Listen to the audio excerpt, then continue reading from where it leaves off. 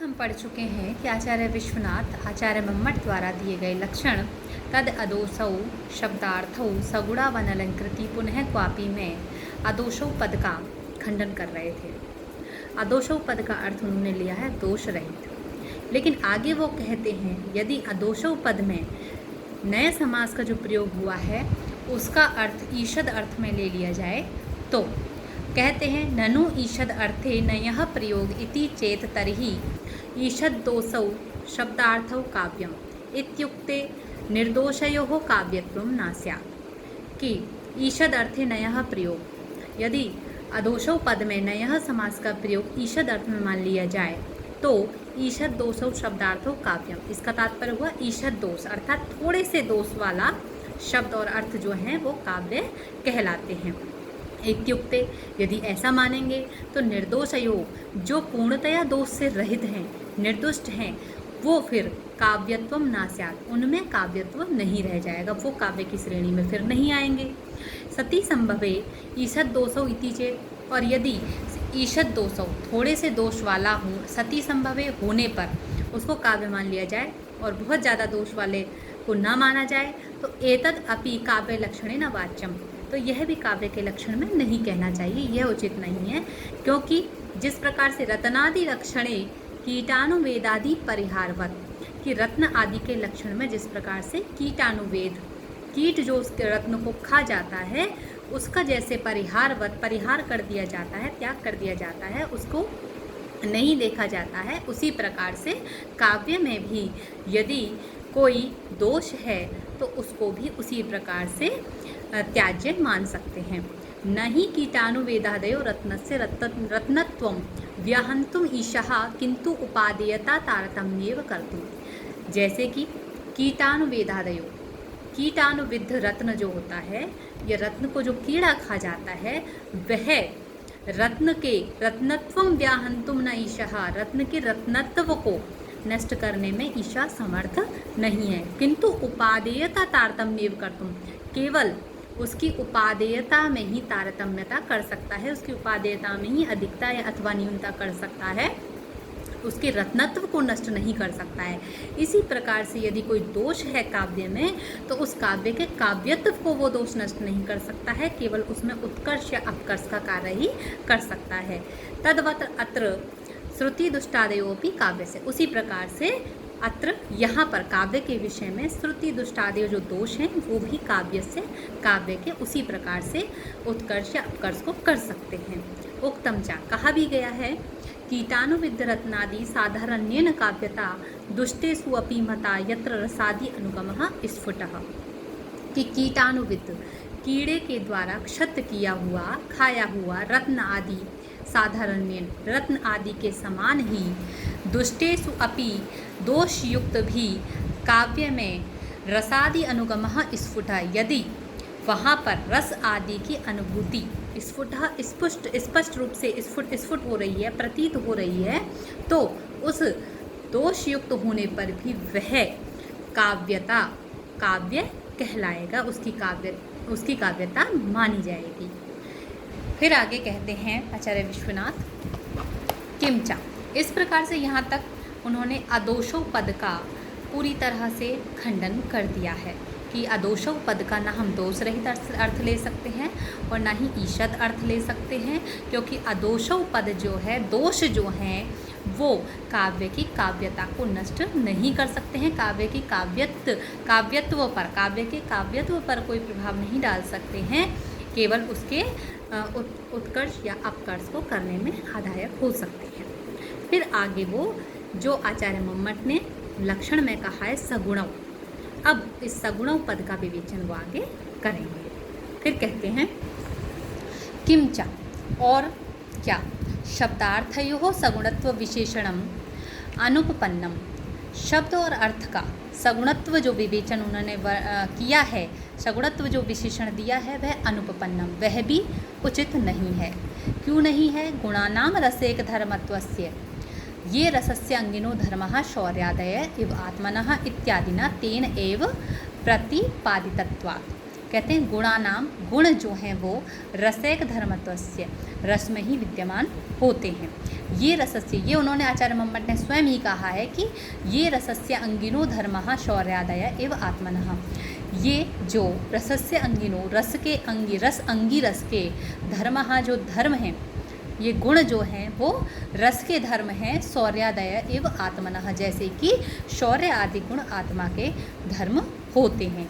इत्यादि ना तेन एव, इत्यादि प्रकार से तेन एव गुण आचार्य मम्मट के द्वारा ही अपने ग्रंथ काव्य प्रकाश में प्रतिपादितत्वात्, प्रतिपादित करने के कारण उनका यह कथन स्वयं ही यहाँ पर निरस्त हो जाता है। रसाभिव्यंजकत्वेन उपचारत उपपद्यत इति चेत। फिर आगे कहते हैं कि यदि ऐसा मान लिया जाए गुण जो हैं वो रसों में रहते हैं और रसों के अभिव्यंजक होने के कारण, रसाभिव्यंजक होने के कारण उपचारत गौण रूप से हम गुणों को भी काव्य के लक्षण में स्वीकार कर लें। ऐसा मान लें कि जो रस को अभिव्यक्त करने वाले होते हैं, ऐसे गुण जो हैं उनको वो काव्य में होना आवश्यक है। यदि ऐसा मान लें तो तथापि युक्तम, तो यह भी उचित नहीं है। तथा ही क्योंकि तयोः काव्य स्वरूपेण अभिमतयोः शब्दार्थयोः रसो अस्ति न वा। तयोः काव्य स्वरूपेण, उस काव्य के स्वरूप से अभिमतयोः अभीष्ट जो शब्दार्थयोः शब्द और अर्थ हैं उनमें रसो अस्ति, रस है, न वा नहीं है। फिर हमें ये देखना पड़ेगा कि यदि ये मान लें कि रस के अभिव्यंजक गुण और दोष जो गुण जो हैं रस के अभिव्यंजक होते हैं, इसलिए गौण रूप से वो एक तरह से काव्य के लक्षण हैं, काव्य के स्वरूप हैं। तो इस प्रकार से नास्ति चेत, तो फिर हमें ये देखना पड़ेगा कि उस काव्य में रस है या नहीं है, क्योंकि गुण रस में ही रहते हैं। फिर कहते यदि नास्ति चेत, यदि रस नहीं है उस समय उस काव्य में, तो गुणवत्वमपि नास्ति, तो वहाँ गुणवत्ता भी नहीं है, गुण भी नहीं है। गुणानाम तद अन्वय व्यतिरेक अनुविधायित्वात्, क्योंकि गुण जो होते हैं वो रसों में अन्वय व्यतिरेक अनुविधायित्वात्, अन्वय और व्यतिरेक संबंध से रहते हैं। जहाँ जहाँ गुण होगा वहाँ वहाँ रस होंगे और जहाँ रस नहीं होगा वहाँ गुण भी नहीं होगा। इस प्रकार से तो अस्ति चेत, और यदि रस है तो कथम न उक्तम रसवंतौ इति विशेषणम, तो आपने पहले ही रसवंतौ यह काव्य का लक्षण क्यों नहीं कह दिया है, यही विशेषण रसवंतौ विशेषण आपने क्यों नहीं बताया है। गुणवत्वान्यथा अनुपपत्ति एतत् लभ्यत इति चेत, कहते हैं गुणों की जो इसके अतिरिक्त, रसों के अतिरिक्त उपपत्ति, प्राप्ति जो है हो ही नहीं सकती। गुणों की प्राप्ति हमें रसों के अतिरिक्त अन्य कहीं से हो ही नहीं सकती। तो फिर आपने ऐसा कहा ही क्यों? तो आपको क्या कहना चाहिए, तरही सरसौ इति एव वक्तुम युक्तम, तो आपको सरसौ इस प्रकार से ही वक्तुम युक्तम कहना उचित था। आपको कहना चाहिए था सगुणों के स्थान पर सरसौ, न सगुणौ इति, सगुणौ कहना उचित नहीं था।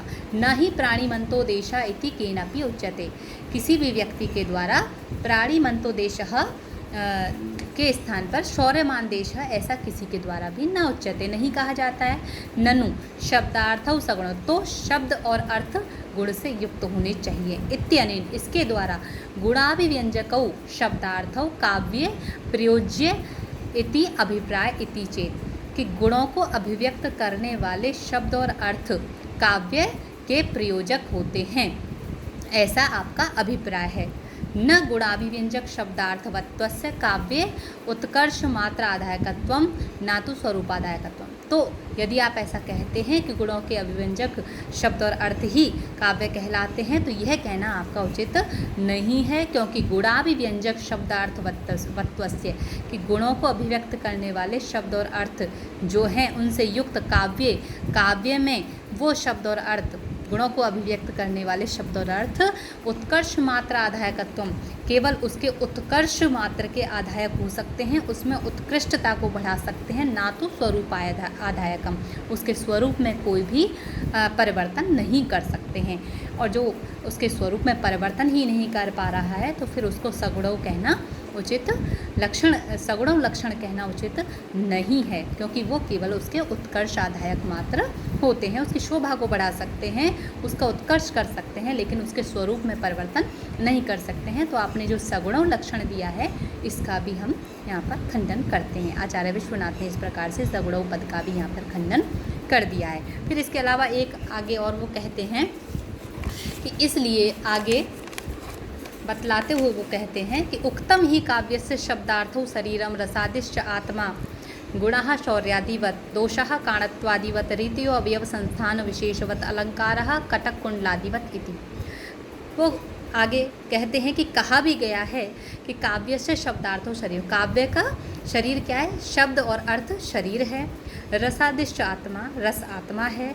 गुणः शौर्यादिवत, गुण जो हैं वो शौर्यादि के समान हैं। जैसे व्यक्ति के शरीर में शौर्य, वीरता आदि जो गुण होते हैं उसके समान ही काव्य में माधुर्य, ओज, प्रसाद आदि गुण होते हैं। दोषः काणत्वादिवत, कोई व्यक्ति काना है यह उसका एक दोष मात्र है। इसी प्रकार से काव्य में श्रुति दुष्टादि दोष होते हैं।